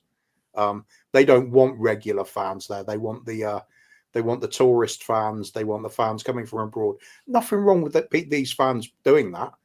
They're perfectly entitled to. But of course, they are the target audience because they're going to spend £1,000 in the club shop afterwards. Mm-hmm. Somebody living in North London isn't, because they've already got the stuff. It's there all over their walls at home already. So we're stuffed. We are stuffed. Unfortunately, that is me having to reluctantly admit that times have changed. The only chance we've got of getting it back, in my opinion, and I know this is one that's going to annoy some people, but a lot of people say agreed with me. I'd be prepared to tear this club down. I would absolutely tear it down, do an AFC Wimbledon, start again from fan ownership, grassroots, and come up from the lower levels of English football. I honestly think that's the only way of doing it now, because this chairman cannot be shifted. Not under the fans' terms. Because even if we made him feel like leaving, how many multi-billionaire owners are out there will think, oh yeah, Spurs is who I want, when they could instead go and get Liverpool or United, or or even Villa now. They're taking our place. Yeah. Soon we are going to be looking up to them that's where we should have been. Look what's happened to Villa now. They have a striker problem, so they're out for what's his name? West Ham out for us. John Duran, wasn't it? 57 million. Yeah. That's West Ham. That'd be bad. Jesus Christ, we don't do anything like that. We get Solanke in as a kind of all right. He runs about a bit, doesn't score a lot. But Duran, he was sensational when we looked at him. Real deal, didn't it? Proper footballer. Oh well, Yeah. what can you do? What can Yeah, you do? Don't but- buy them no more. Them days are long gone, Coof. No. Them days But are to long be gone, honest, mate. we are that threadbare in our squad at the moment. You know, we've only got, what, 12, 14 actual fit players without drafting in the youth. And, you know, people that, well, certainly I've never heard of. But, like, you know, you would have thought so far we've brought in a goalkeeper and a, 17-year-old that we knew was coming in anyway. And this is what the £1 billion stadium was built for. We're desperate for players. We're desperate. And like, what we are now, the 20th, 20th. Here's one for you, all of you. Name a player that actually gets you to think, I've got to watch the game because I'm dying to watch them. No one, no. Nah, not for me. Spurs. Nobody. No, there isn't. The only one I would say is that he's very young, but what I've seen of him Mikey Moore. in snippets, Mikey Moore, because Yeah. the reason I love him, he looks comfortable on the ball, and he's prepared to take his man on and try and get the cross in. You know, and I know that's pretty basic in terms of, you know, what you want someone to do, but he's doing a lot more than what the others are doing. And there's the other part of the crime, isn't it? Because if all our other wingers were fit, he wouldn't even get a sniff, would he? No. But he's just come back. He's had a long layoff, but I would expect him to probably start on Thursday, wouldn't you, Mikey Moore? 100%. Yeah. I think he's so. got to, because he's our only big threat, Coover and Nigel Mark. Do you know what I mean? Yeah. I genuinely think he's our only good forward. Well, put it this way. He did more in, how long was he on for? Sunday? 20 minutes? Yeah, 15 minutes? He did more in the time he was on than Sonny has all season. You know, and I'm not slagging Sonny off because we all love Sonny, but in my opinion, he's finished. Or Ange has ruined him. Ange has ruined him. I just thought I'm a little bit harsh on Kulusevski. Kulusevski's done all right, to be fair. Yeah, but Son to me, yes, he's still a player, right? And he's better than all of us put together. But he's not. He's lost it since Kane left. Son has been on the decline, in my opinion. Yes, he's a good finisher, but what has he actually done this season? He's not a winger to start with, and it's like I said, Ange doesn't use the tools he's got correctly because he shoehorns Sonny out on the left wing, and he's not even a winger. Trouble is, Mark, I'm sure you agree with it. We have Son on one side and Brennan Johnson on the other side, who have exactly the same role. They do not really press very well. No, They don't work hard for the team. no. And they're the sort of finishing touch player with a bit of pace there. But they're not the finishing touch player. It's not the sort of pace where they're going to take their man on and get to, rip them to shreds and get to the byline. They very rarely do that. Don't think I've ever seen Brennan Johnson do that. No. So we're playing with specialised players, two of them, in a team that doesn't suit them, in a team that needs them to offer a hell of a lot more. And it's just not in their locker. It's not part of their game. To be honest, Sonny and Brennan Johnson, Sonny was like an inside forward, wasn't it? Because he was never a winger. Never, in my opinion. Yeah. He was more of an inside forward. He used to rely on the little flick-ons from Kane or the pass from Kane, or, and Brennan Johnson was exactly the same as Forrest, because Brennan Johnson never, ever played on the wing for Forrest. He was almost a striker. He was almost a striker at Forrest, but he was more an inside forward. He was like, Sonny was like on the left side, inside forward, and Johnson was always a right sort inside forward. Neither of them were wingers. And so is Ange again, shoehorning them into positions you think, what are they doing? Sonny's perfect if he's got like the Son and Kane partnership, where he's got someone else out there with him. In a few years ago, Sonny's blistering pace that he had. Like, with the little Kane through balls and flicks and tricks that Kane, because Kane was top provider as well. He wasn't only the top goal scorer, he was the provider as well. I'm sure we can always remember the Southampton game where Son scored 4 and Harry had 4 assists. Little flicks, and so Sonny's never, ever, ever been a winger. And it's like this comment here says from Stuart, like Mikey Moore wouldn't have even started if Werner was fit. And he's our most promising. See, this is another He thing. should do, though, Mark. He should do, because he is the one that's, when he comes on, forget the Tamworth bit because he'd just come back from injury. But even then he had a couple of blips of going down the wing. But when he played, at least he looked threatening. Yeah. Do you know what I mean? He was doing a bit of something. And just to expand on how ludicrous this situation is, we're playing in this Ange system where the 2 wide forwards are expected to provide the width for the team, yet we have got inside forwards who want to come inside as their natural game. Yet, as our wing backs, who could provide the natural width in that case, they're being forced to go inside and play as bloody number 10s. It's ludicrous. Yeah. Why? You'd almost be better off swapping their positions over. Yeah.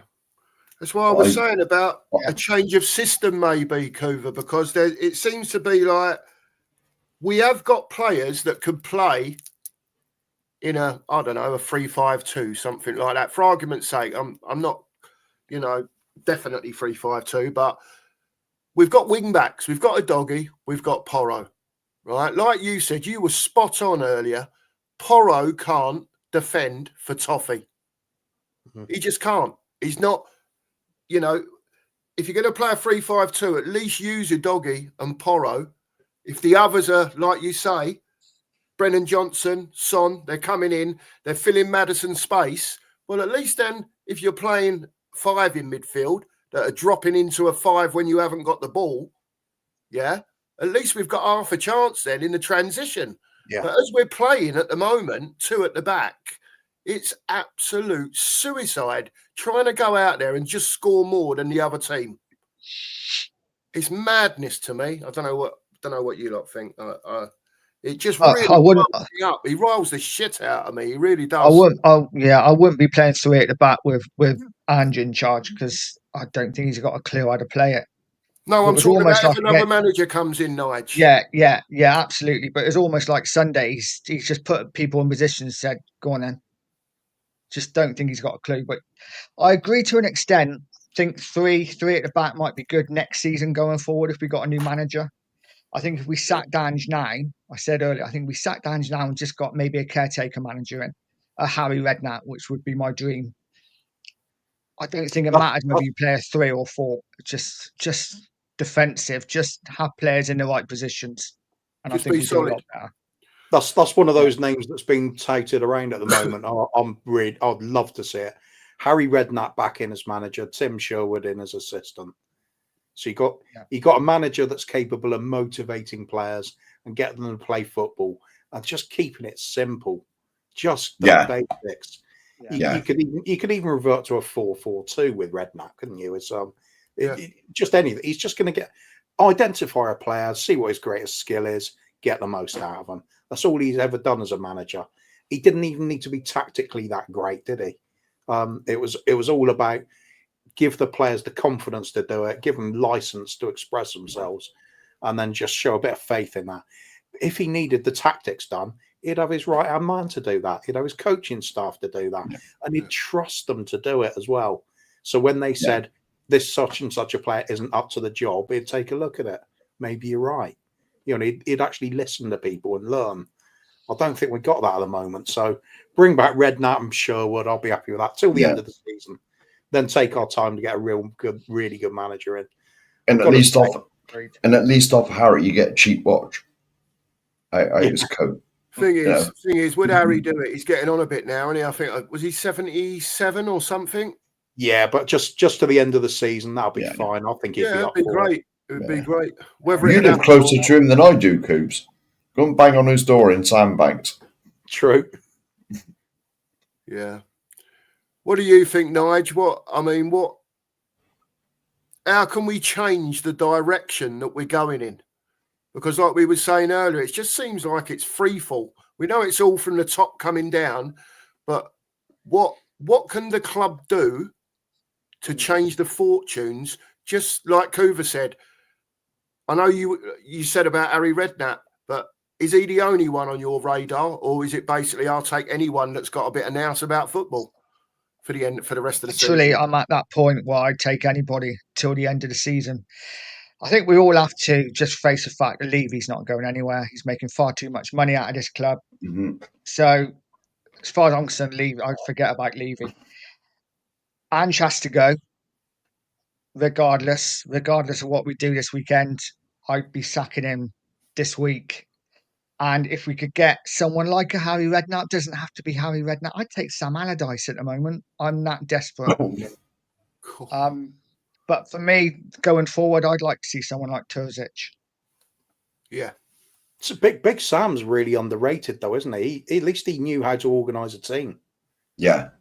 That Bolton side he had, there was no superstars in that side. JJ Okocha maybe, but Yuri Djorkaeff when he's in there when he was Coover. yeah, there was the odd one or two, wasn't there? But Yeah. mostly it was just a hard-working team that understood the tactics and made the most out of what their abilities they did have. It was that big lump of a forward, Kevin Davis, is it? Yeah. Kevin Davis, yeah, Kevin Davis. Bloody awful footballer, but he knew his job in that team. Yeah. He was there to be a nuisance, hold up the ball, and bring other players into it. But Allardyce knew how to change the formation when in and out of possession. He was really innovative with it. He had a reputation even after leaving Bolton. The amount of times he'd go to a team struggling, facing relegation, and he'd keep them up. I think eventually he took on one task too many, and he finally did get relegated, or Sheffield United, wasn't it? If I remember rightly. Yeah. But until then, it just showed he knew the basics. Get the ball on the floor, do your jobs properly, organise, communicate, look like a team, and you can turn a few people over, even if they're better sides than you. So, yeah, right now, I don't think it's a bad shout. I got slaughtered for saying that. I don't even take him, Sam Allardyce, earlier in the season. But I mean it. I think that's a better manager than this is. Do you know who I'd take in a heartbeat? Sorry? I say, are you taking Gareth Southgate if you have to? No, not that desperate. Do you know who I'd take in a heartbeat? Go on. Areola from Bournemouth. Oh, hell yeah. Look what he's done with... That's more like a summer signing for manager, though, isn't it? Yeah. Look what he's done with that team and the resources that Bournemouth have got. And injuries. Yeah, and injuries. Yeah, because that's... Now, it's been said a lot of times that Areola is on £1 million a year. Right, at Bournemouth. Because, let's face it, our South Stand holds more than the whole Bournemouth ground. The whole ground, our South Stand, is bigger than that. Right, and he's on £1 million a year. I googled his contract. £1 million a year at Bournemouth. We could treble his salary at least, because I think Ange is on £5 million a year. And so we could treble, quadruple, and that still wouldn't be as much as Ange. Right? And I believe if Ange was sacked tomorrow and we went, right, we'd have to pay compensation. Levy had haggled out at 50p a week for 30 years or so. He'd get some sort of deal. But if we went to him and said, Areola, we'll give you £4 million a year, quadruple your salary, he'd leave Bournemouth in a heartbeat. Honestly, because, in football, you're there for the money. I'm sure we could. I'm sure we could go to Bournemouth and say, look, 4 or 5 million, even give them the same as Ange.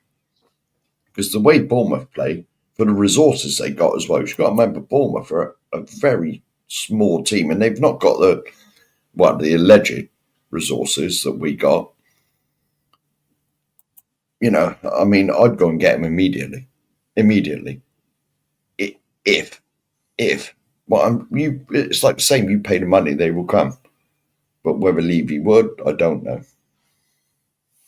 You know, but that's my opinion. I'd love him to come in as manager. Well, to be honest, the way Nuno's doing, I'd have him back.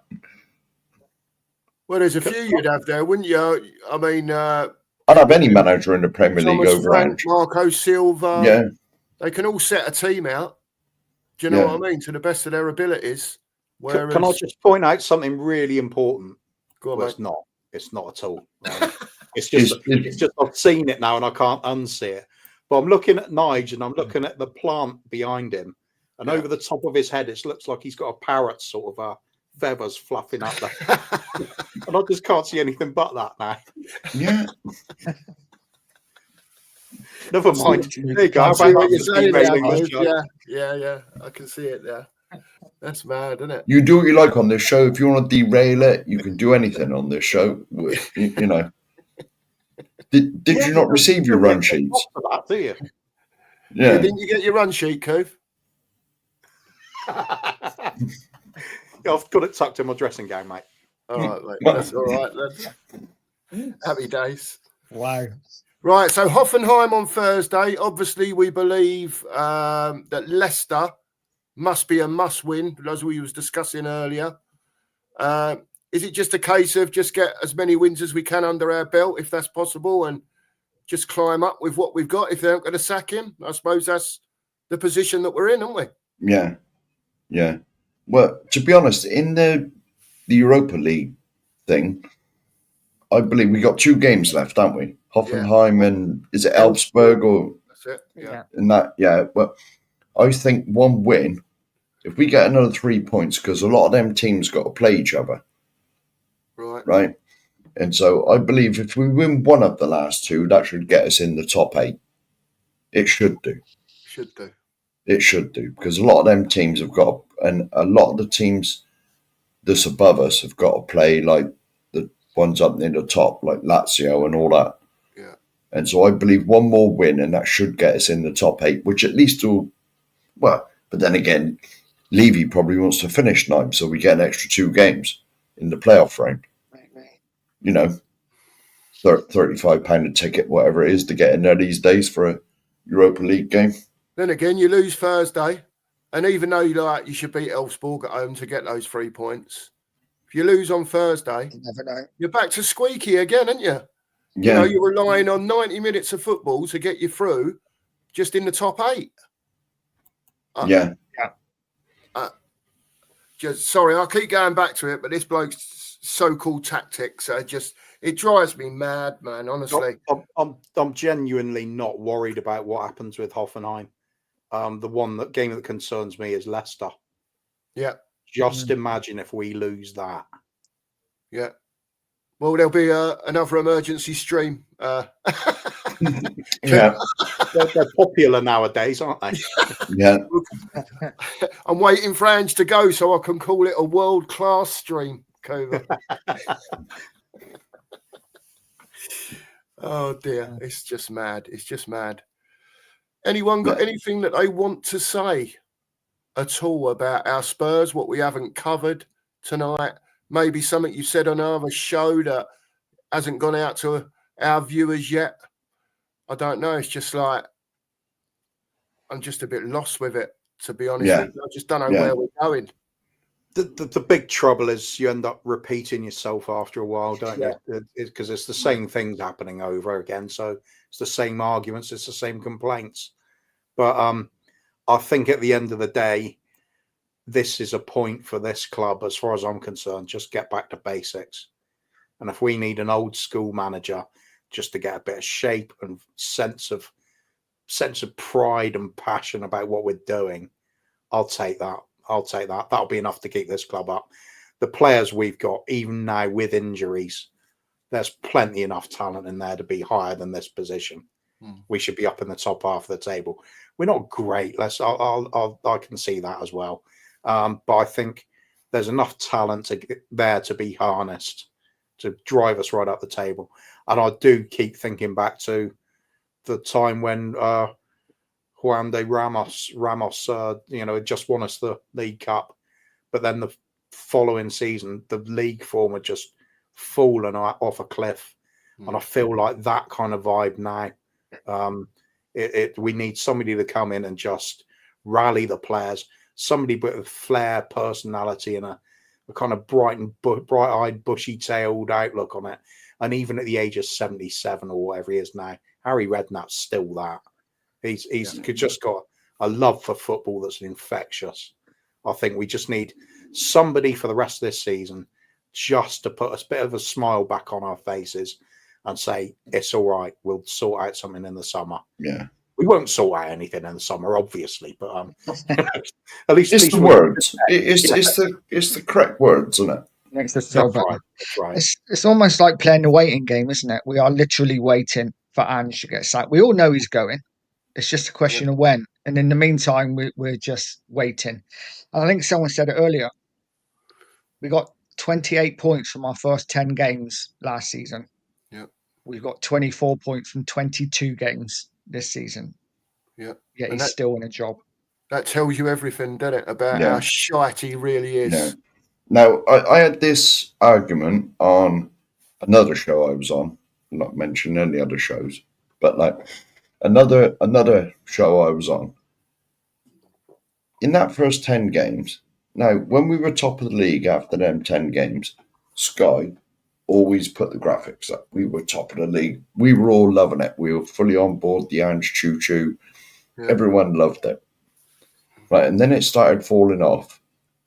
But when we was top 10 games, Sky put the graphics up there. Percentage. Like, the team, if you were top after 10 games, percentage of teams that go on to win the league. And it wasn't much. It was like 20% or around there, say. And then it was get the top four, right? 95%. It was either 94 or 95% of teams that are top after 10 games get top four. Where did we finish? 5th.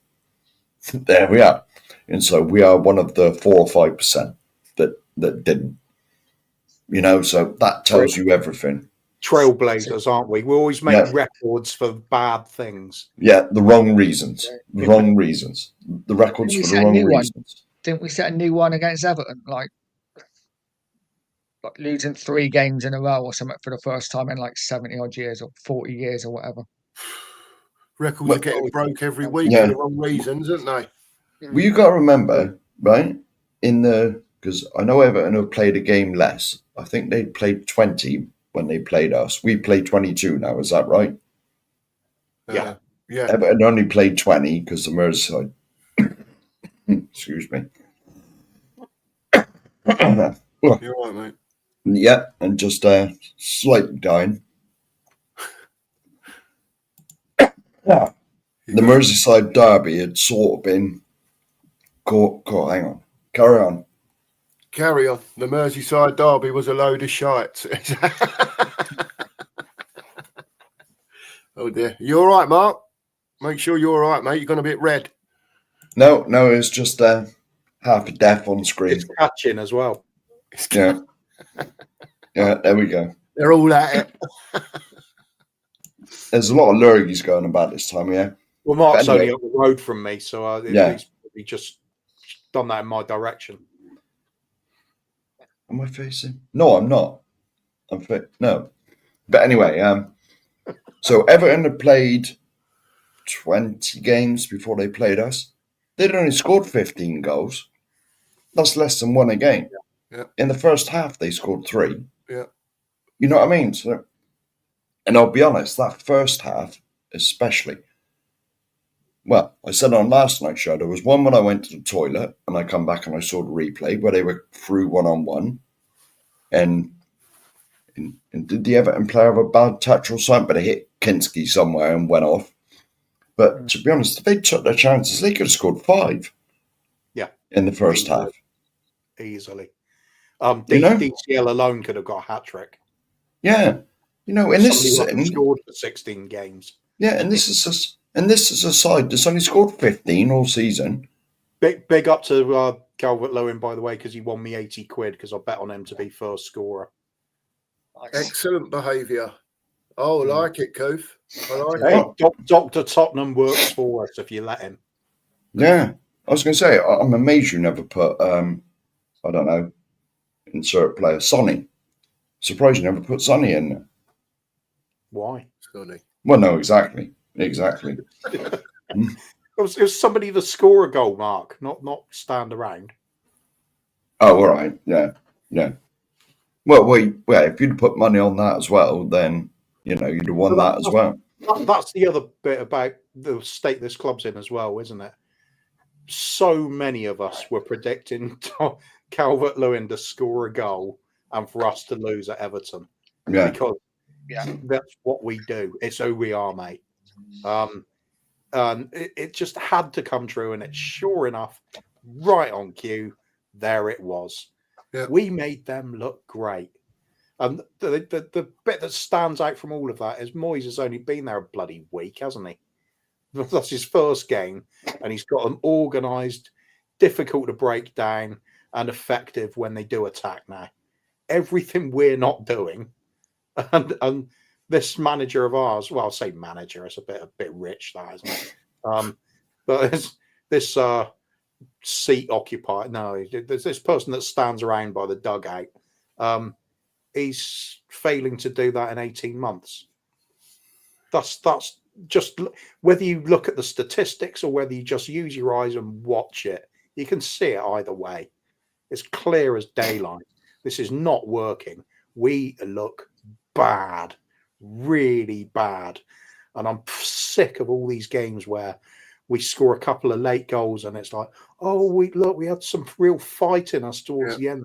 No, we've already thrown the game away because we're lily-livered and soft pansy footballers. Yeah. And there's absolutely nothing there. No grit, no determination, no leadership. And I'm pissed off with it. I've absolutely had enough, to the point where I don't even consider myself a bloody fan anymore. I'm a fan of what this club used to be when it was a football club. This isn't it. This is bullshit, and it needs to stop, and Levy needs to get out. Well said, Coover. Well said, mate. Well said. I think that's probably on behalf of all of us, mate. Yeah, definitely. I would say. Yeah. I would say. Without a shadow of a doubt. Without a shadow. That's one of the best speeches I've ever heard. Anything to add to that, Nigel, or are you just on board with that one, mate? I 100% agree. We gave Crystal Palace their first win in the season. We gave Ipswich their first win in the season. We let Calvert-Lewin score, who hadn't scored in 15 years. So get your money on Leicester. They've lost 7 in a row. So it's coming. But I couldn't agree more. This club. Somebody said it in the chat as well. Vardy does love to score against us. Can you believe? There we go. Can you believe that Coover talking about having a bet? Everton at home against us at the weekend were nearly 2-1. 2-1 to beat us. Which I heard they were the favourites. Well, they was 2-1, mate. I had my thing up on my screen, and they were just short of 2-1 before the start of the game. Do you know what I mean? It's not like they was like 4-5, 4-6 at home against struggling Spurs. You know, we were shit, mate. Honestly, I just sometimes I question the effort of the players. Sometimes I question the manager. Well, all the time I question the manager, and it just kills me to see our beloved Tottenham Hotspur in this trench that we're in now. And I don't think half these players understand. They've got 19 games to dig us out of a trench, because I'm looking at the league table. I'm looking at the league games in the next 5 or 6 games. And yeah, we should pick up a couple of wins, but there's nothing to say that we are. There's nothing telling me on the pitch, well, yeah, we could beat them. Do you know what I mean? There's no lead. Like Coover said, there's no leadership on the pitch. You know, me and Mark were speaking earlier about, you know, when we had the Stevie Perrimans and the Graham Roberts back in the day, and when things did get, I know football changed, but when things did get a bit tough, when someone did need a bollocking on the pitch, when a tackle did need to be put in hard to put someone in their place. I'm not talking about leg breaking. I'm talking about getting the ball first and going in hard and letting people know that you're there. We haven't got none of that anymore. No. There's not one. Maybe Romero now and again he'll get stuck in, but I don't know if that's for his own personal thing because someone's wound him up on the pitch. But there's not anyone there that when it's going wrong can stick their foot in or bit of leadership. Lads, calm down a bit. Just calm down a bit. Let's crack on with it. We know what we're doing. It's just not going right at the moment. It's just boom, boom, boom, boom, but just backwards and forwards, 100 mile an hour, and it does my Sweden, mate. Yeah, it really does.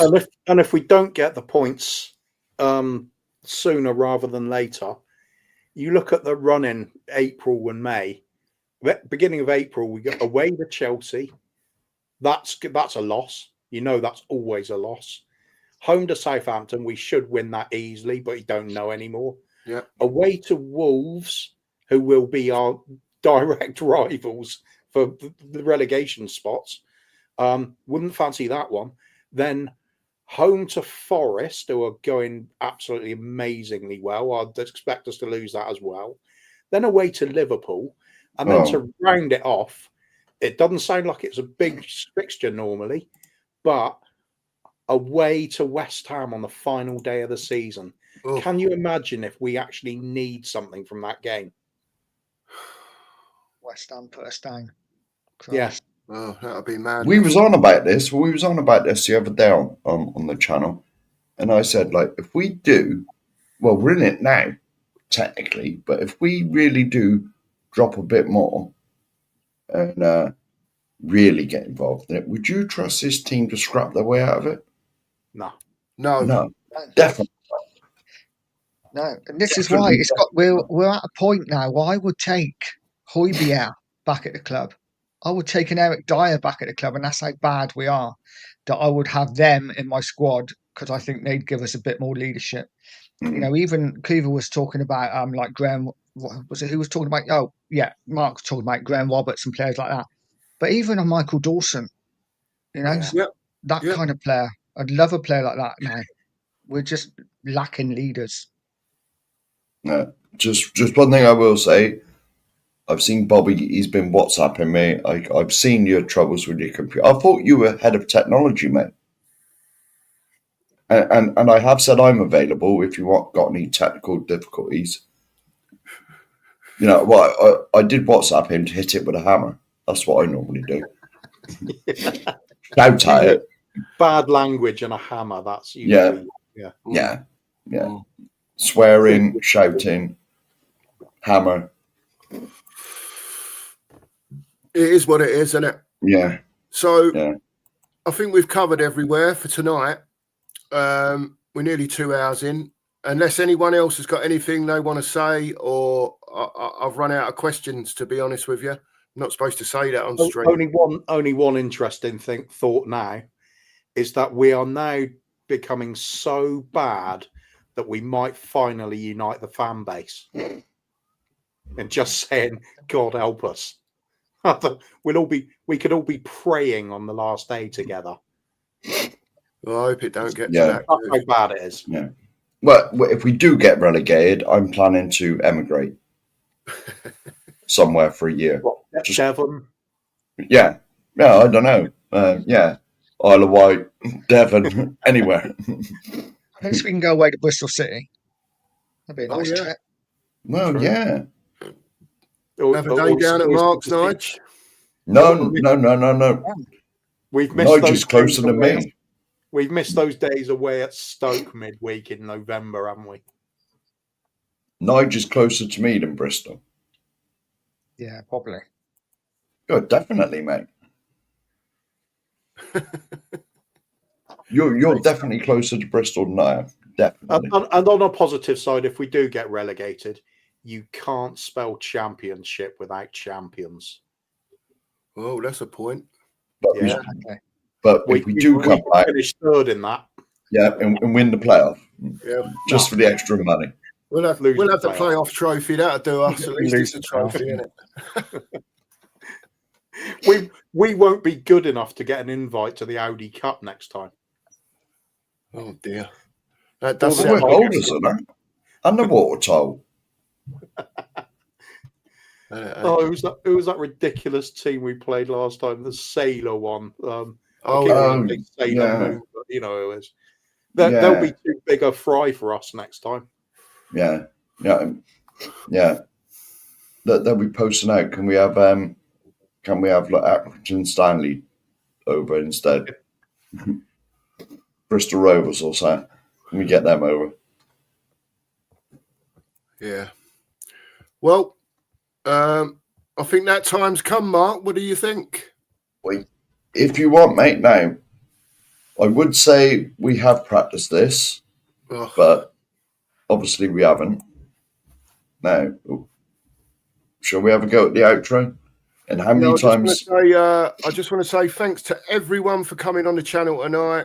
Kuva, Nige.